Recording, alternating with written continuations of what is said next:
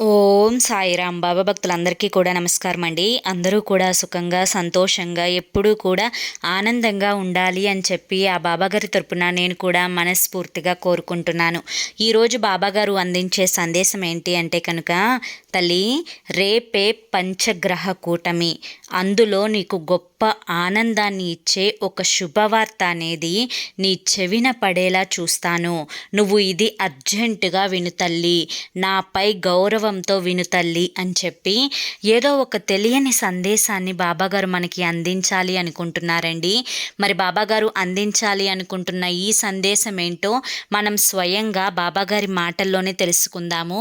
మరి సందేశం వినే ముందు ఎవరికైతే ముందుగా బాబాగారంటే నమ్మకం, గౌరవం, ప్రేమ, ఇష్టం ఉంటాయో వీరందరూ కూడా ఈ వీడియోకి ఒక చిన్న లైక్ ఇవ్వడం మాత్రం మర్చిపోవద్దండి.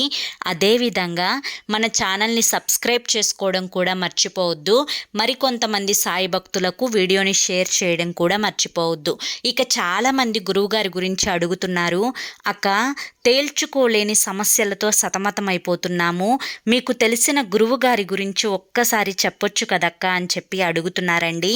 వారి కోసం అని చెప్పి నేను చెప్తున్నాను. శ్రీ షిరిడి సాయిబాబా ఆశీస్సులతో జ్యోతిష్యం చెప్పబడును. గురూజీ శివరామరాజు గారు. Phone number 9959422552. మీరు ఇప్పటి వరకు ఎక్కడెక్కడో జ్యోతిష్యాలనేవి చెప్పించుకొని విసిగిపోయి ఉంటారు. కానీ మీ జీవితంలో కష్టాలు, కన్నీరు అనేవి ఏ మార్పు లేకుండా మిమ్మల్ని అలా ఇబ్బంది పెడుతూనే ఉండి ఉంటాయి.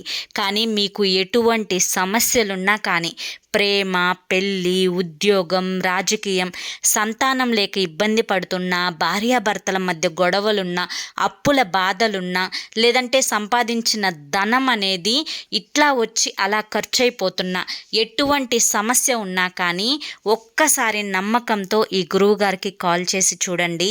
ఈ గురువుగారు చెప్పింది చెప్పినట్లు 100% జరుగుతుంది. మీ సమస్యలకు తగిన పరిష్కారాన్ని పూజలు చేసి గురువుగారు చెప్తారు. ఒక్కసారి కాల్ చేసి చూడండి. ఇక ఇప్పుడు బాబాగారి సందేశం ఏంటో బాబాగారి మాటల్లోనే తెలుసుకుందాం. తల్లి, రేపే పంచగ్రహ కూటమి. ఈ పంచగ్రహం కూటమి రోజు ఏం చేయాలి, ఏం చేయకూడదు, ఇదంతా కూడా నీకు వివరంగా చెప్తాను. ఇదంతా తెలుసుకునే ముందు నీకు నీ జీవితానికి సంబంధించిన, నీ జీవితంతో ముడిపడి ఉన్న, నువ్వు ఏ సమస్యతో ఇబ్బంది పడుతున్నావో ఆ సమస్యకు తగిన విధంగా ఉండే ఒక చిన్న కథని చెప్తాను తల్లి, జాగ్రత్తగా తెలుసుకో. ఈ కథ అనేది నీ జీవితంలో ఒక గొప్ప మార్పుని, అదృష్టాన్ని తీసుకొచ్చి పెడుతుంది. ఒక ఊర్లో ఒక భార్యాభర్త జంట ఉన్నారు. వీళ్ళిద్దరూ కూడా తరచుగా గొడవలు పడుతూ ఉంటారు. వీరిద్దరికి ఎంతమంది వచ్చి ఇలా గొడవ పడకూడదు, ఇలా గొడవ పడితే మీ జీవితం ఎలా ముందుకు సాగుతుంది అని ఎన్ని మంచి మాటలు చెప్పినా కూడా వారిద్దరిలో కొంచెం కూడా మార్పు అనేది ఉండదు. ఒకరోజు ఆ అమ్మాయి భర్త తన స్నేహితుడి దగ్గరికి వెళ్ళి, నా భార్య తరచుగా ఎక్కువగా మాట్లాడుతూ ఉంటుంది, నా భార్య ఎక్కువగా నాతో గొడవలు పడుతూ ఉంటుంది, దీనివల్ల నేను సంతోషంగా ఉండలేకపోతున్నాను అని చెప్పి బాధపడతాడనమాట.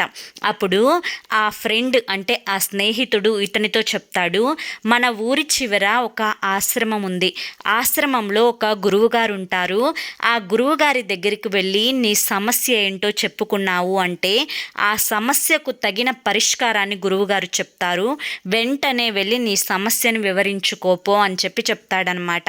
అప్పుడు ఇతను ఆ యొక్క ఆశ్రమానికి వెళ్ళి గురువుగారిని కలుస్తాడు. జరిగినదంతా కూడా ఆ గురువుగారికి వివరించి చెప్తాడు.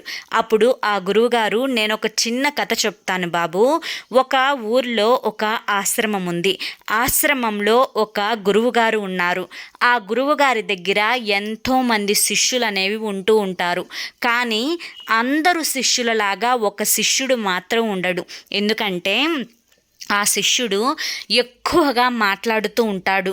అందరూ కూడా తన గురించే చెప్పుకోవాలి, తన గురించి గొప్పలు మాట్లాడుకోవాలి అని చెప్పి ఆశిస్తూ ఉంటాడు.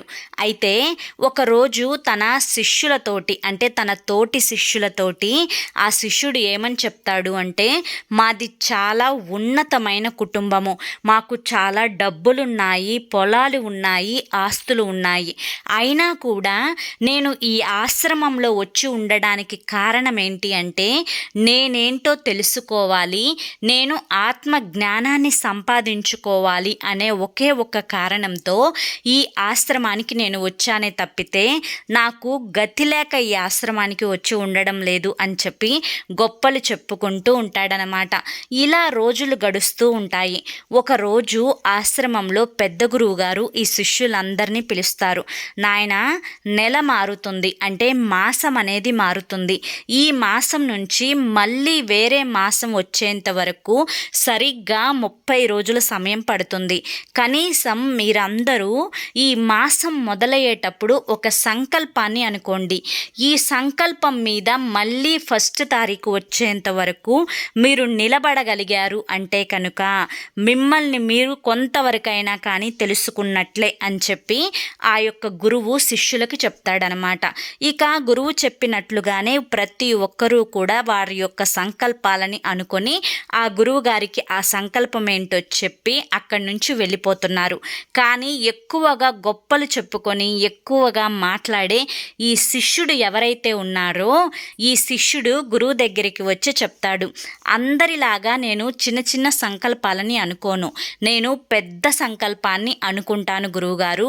ఆ సంకల్పం ఎలా ఉండాలి అంటే అందరూ నోటి మీద వేలేసుకునేటట్లు ఉండాలి. అటువంటి సంకల్పం ఏదన్నా ఉంటే నా కోసం మీరే చెప్పొచ్చు కదా గురువుగారు అని చెప్పి ఆ గురువుగారి దగ్గరికి వచ్చి ఈ శిష్యుడు మాట్లాడుతూనే ఉంటాడనమాట. అయితే ఈ శిష్యుని గమనించిన ఆ గురువు ఇతన్ని పూర్తిగా పరిశీలించి అతని యొక్క సమస్య ఏంటో, అతను ఏది అతనిలో మార్పు చేర్చుకుంటే అతను పూర్తిగా తన యొక్క ఆత్మ జ్ఞానాన్ని తెలుసుకోగలుగుతాడో గమనించి, బాబు, నేను నీకు ఒక చిన్న సంకల్పాన్ని ఇవ్వాలి అనుకుంటున్నాను, కానీ నీ మీద నాకు నమ్మకం లేదు, ఎందుకంటే నువ్వు ఈ సంకల్పాన్ని నిలబెట్టుకుంటావు అనే నమ్మకం నాకు లేదు. సరే, నేను ఇవ్వడం ఎందుకులే, కానీ నువ్వే ఏదో ఒక సంకల్పం అందరిలాగా అనుకొని ఆ సంకల్పం మీద నిలబడడానికే ప్రయత్నించు, అప్పుడే నీలో ఒక మార్పు వస్తుందేమో చూద్దు గాని అని చెప్పగా, మీరు ఏమని సంకల్పాన్ని ఇవ్వాలనుకుంటున్నారో గురువుగారు అదే నాకు ఇవ్వండి. నేనెందుకు నిలబడలేను అని చెప్పి మీరు అనుకుంటున్నారో నాకు తెలియదు. మీరు అనుకున్నందుకైనా కానీ నేను ఆ సంకల్పం మీదే నిలబడతాను అని చెప్పి ఆ గురువుకి ఈ శిష్యుడు చెప్తాడు. అయితే ఏం లేదు నాయనా, ఈ రోజు నుంచి సరిగ్గా 30 రోజుల వరకు నీ నోట్లో నుంచి మాట అనేది రాకూడదు, అంటే నువ్వు మౌనంగా ఉండాలి అని చెప్పి గురువు శిష్యునికి చెప్తాడు. అయ్యో గురువుగారు, ఈ చిన్నదాన్ని నేను ఉండలేను అని చెప్పి మీరే ఎలా చెప్పగలుగుతున్నారు? మాట్లాడకుండా ఉండడం కూడా ఒక సంకల్పమేనా?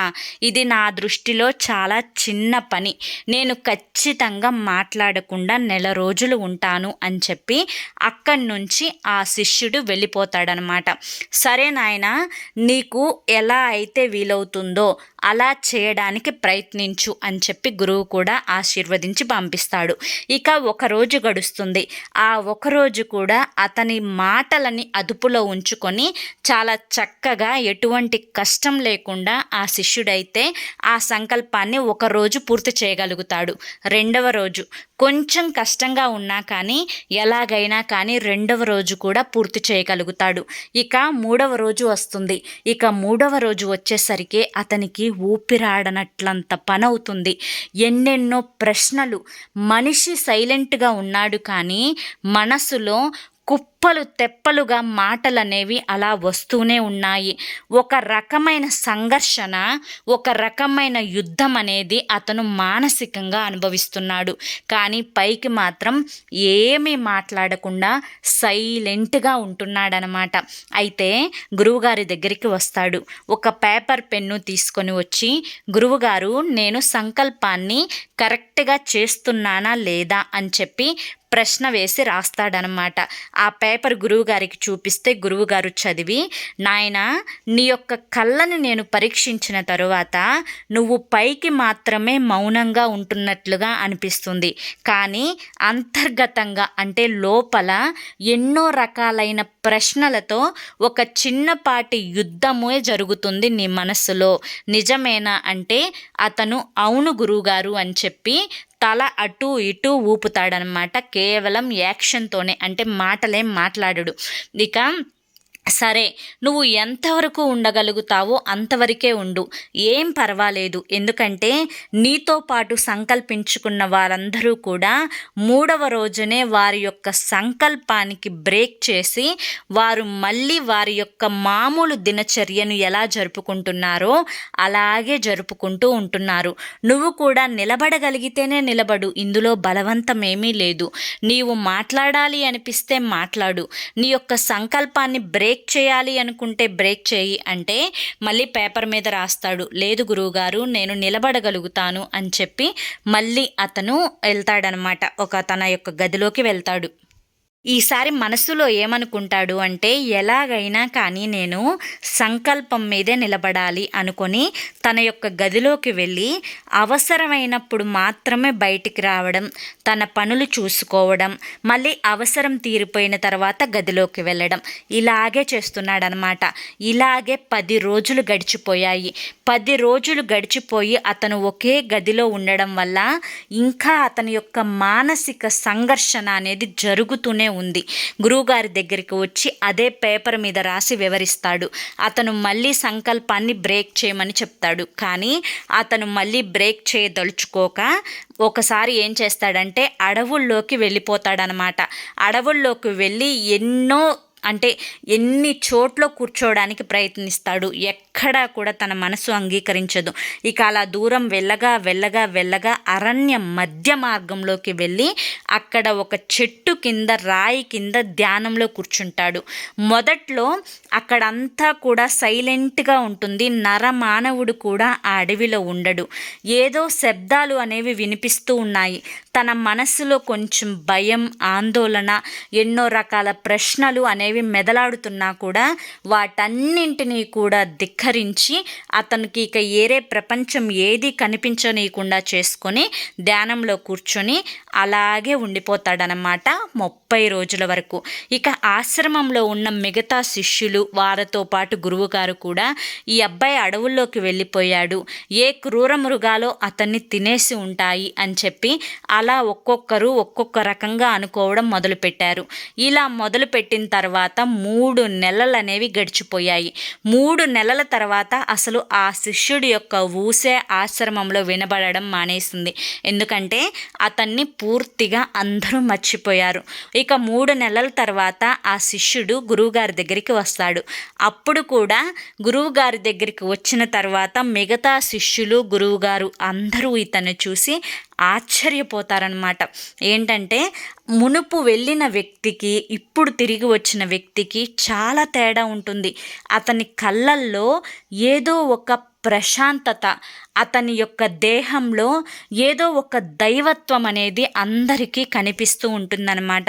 అతని కళ్ళు గమనించిన ఆ యొక్క గురువుగారు, నీ యొక్క సంకల్పాన్ని నువ్వు 10 రెట్లు కాదు 1000 రెట్లు ఎక్కువగా నెరవేర్చుకోగలిగావు అని చెప్తాడు. ఇక అప్పుడు అతను నోరు తెరిచి మాట్లాడతాడు. అసలు నేను ఇన్ని రోజులు ఎంతమందితో అతిగా మాట్లాడి వారి యొక్క మనసులను విసిగించానో ఇప్పుడు అర్థమైంది. ఎవరితో ఎంతవరకు మాట్లాడాలో అంతవరకే మాట్లాడాలి. అది కూడా అవసరం ఉంటేనే ఆలోచించి మాట్లాడాలి.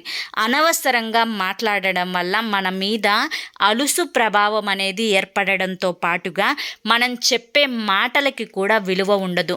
కనుక ఇకపై నేను నెమ్మదిగా ఉండడానికే ఇష్టపడతాను. అవసరమైన నా దగ్గరకు ఎవరైనా సలహా ఇవ్వమని వస్తేనే నోరు విప్పుతాను. దీనివల్ల ఎన్నో రకాల సమస్యల నుంచి మనం బయటపడవచ్చు అని చెప్పి ఆ గురువుకే ఈ శిష్యుడు హితబోధ చేసేసరికి గురువు చాలా సంతోషిస్తాడనమాట. ఇది ఆ భార్యాభర్తలు అంటే ఆ భర్త ఆ యొక్క ఆశ్రమానికి వచ్చి గురువు గారిని సమస్యకు పరిష్కారం అడగమన్నారు కదా. ఇక ఆ భార్యాభర్తలు ఇద్దరూ కూడా ఇది విన్న తర్వాత ఆ భార్య తెలుసుకుంటుంది, నేనే ఈ సమస్యలన్నింటికీ, మా ఇంట్లో గొడవలన్నింటికీ కారణం, నా నోటి దూలే కారణం, నేను ఎక్కువగా మాట్లాడడమే కారణం అని చెప్పి తెలుసుకొని ఆ అమ్మాయి అప్పటి నుంచి అవసరం ఉన్నంత వరకే మాట్లాడుతుందన్నమాట. ఇక ఆ భార్యాభర్తల మధ్య మాటలు ఎప్పుడైతే తక్కువయ్యాయో అప్పటి నుంచి ఒకరి మీద ఒకరికి విలువ పెరగడం మొదలవుతుంది. అంతేకాకుండా గొడవలు అయితే ఇక పూర్తిగా సమసిపోతాయి. అయితే బిడ్డ, ఇదంతా కూడా నీకు ఎందుకు చెప్పానంటావు? ఇదంతా కూడా నీ జీవితంతో ముడిపడి ఉందా లేదా? బిడ్డ, ఒక భర్త దగ్గర మాత్రమే కాదమ్మా, నీ స్నేహితుడి దగ్గరైనా, నీ శ్రేయోభిలాషి దగ్గరైనా, నీ తల్లిదండ్రుల దగ్గరైనా, లేదంటే నీ అత్తమామ దగ్గరైనా, లేదంటే నీ యొక్క ఎవరైనా కానీ బంధువులు అనుకుంటావో వారి దగ్గరైనా కానీ అతిగా మాట్లాడడం వల్ల అనర్థాలే తప్పితే లాభాలు చాలా తక్కువ తల్లి. కనుక అతిగా మాట్లాడడం మానివేసి నలుగురిలో విలువని ఎలా పెంచుకోవాలి, ప్రశాంతంగా ఎలా బ్రతకాలి, ఇది ఒక్కటి నువ్వు తెలుసుకోగలిగావు అంటే నీ జీవితం అనేది అద్భుతంగా మారుతుందమ్మా అని చెప్పి బాబాగారు మనకి ఈ కథ ద్వారా ఈ మంచి సందేశాన్ని అందించారండి. చాలా అద్భుతంగా ఉంది కదా ఈ సందేశం. అంతేకాకుండా రేపు పంచగ్రహ కూటమి అంటే పంచగ్రహ కూటమి ఏ రోజున ఎలా వచ్చినా కానీ ప్రకృతిలో వచ్చే ఈ యొక్క మార్పులు అనేవి ఎలా ఉన్నా కానీ తప్పకుండా నువ్వు స్వీకరించాల్సిందేనమ్మా. అంతేకాని నీ యొక్క జాతకానికి కానీ లేదంటే నీ యొక్క జీవితానికి కానీ ఈ పంచగ్రహ కూటమి వల్ల ఎటువంటి నష్టం అనేది అస్సలు రాదు అని గుర్తుంచుకో. ఈ పంచగ్రహ కూటమి రోజు నువ్వు ఎక్కడికి ఎటువంటి ప్రయాణాలు అనేవి పెట్టుకోకుండా ఉంటేనే మంచిది. ఎందుకంటే ప్రకృతి వైపరీత్యాల వల్ల ఎక్కువ చోట్ల వర్షాలు పడడం, పిడుగులు పడడం, భూకంపాలు రావడం ఇటువంటివన్నీ జరుగుతూ ఉంటాయి. కాబట్టి దూర ప్రయాణాలు చేయకుండా సాధ్యమైనంత వరకు నువ్వు ఇంట్లో ఉండడం చాలా ఉత్తమం తల్లి. కనుక ఈ పంచగ్రహ కూటమి రోజు నువ్వు ఎటువంటి అపోహలు పెట్టుకోకుండా ఆనందంగా ఉండడానికి ప్రయత్నించు. నీ జీవితంలో ఎటువంటి చెడ్డ మార్పులు అనేవి జరగవు అని గుర్తించు చాలు అని చెప్పి ఈ పంచగ్రహ కూటమి రోజు ఎక్కువగా భయపడాల్సిన అవసరం ఏమీ లేదు. ఎవ్వరూ కూడా అనేక రకాలైన మాటలు విని ఎటువంటి అపోహలు అనేవి పెట్టుకోవాల్సిన అవసరమే లేదు అని చెప్పి మనకి ఈ యొక్క వీడియో ద్వారా బాబాగారు సందేశాన్ని అందించారండి. కనుక ఎటువంటి అపోహలు, మూఢనమ్మకాలు ఇవి ఏవి కూడా పెట్టుకోకుండా చాలా ధైర్యంగా ఆనందంగా ఉండడానికి ప్రయత్నించండి. ప్రకృతిలో జరిగే మార్పులు ఏవైనా కానీ వాటిని ఆనందంగా స్వీకరించడానికి ప్రయత్నించండి. సాధ్యమైనంత వరకు జాగ్రత్తగా ఉండడానికి ప్రయత్నించండి. అంతే తప్పితే ఇక అంతకు మించి ఎటువంటి భయాలు అనేవి నీ జీవితంలో జరగవు తల్లి. ఇది నీ జీవితానికి ఒక ఆనందాన్ని తెచ్చే గొప్ప శుభవార్త అని చెప్పి ఈరోజు బాబాగారు మనకి చాలా చక్కటి సందేశాలను అందించారండి. ఈ యొక్క సందేశాల యొక్క ఆంతర్యం ఏంటో, మీ జీవితానికి ఇవి ఎంతవరకు ముడిపడి ఉన్నాయో తప్పకుండా మీరు కామెంట్ సెక్షన్లో షేర్ చేయండి. తప్పకుండా కింద ప్రతి ఒక్కరూ కూడా ఓం సాయిరామ్ అని చెప్పి కామెంట్ పెట్టడం అయితే అస్సలు మర్చిపోవద్దు. బాబా భక్తులందరూ కూడా ఓం సాయిరామ్ అని చెప్పి కామెంట్ చేయడం అయితే మాత్రం అస్సలు మర్చిపోవద్దు. మరి ఈ వీడియో నచ్చితే లైక్ చేయండి, షేర్ చేయండి. మరి కొంతమంది బాబా భక్తులకు ఈ వీడియోని షేర్ చేయండి. మరి రేపు మరొక మంచి సందేశంతో తప్పకుండా కలుసుకుందాం. అంతవరకు కూడా బాబా ఆశీస్సులు మీపై ఉండాలి అని చెప్పి మనస్ఫూర్తిగా కోరుకుంటూ సర్వే జన సుఖినో భవంతు. ఓం సాయిరామ్.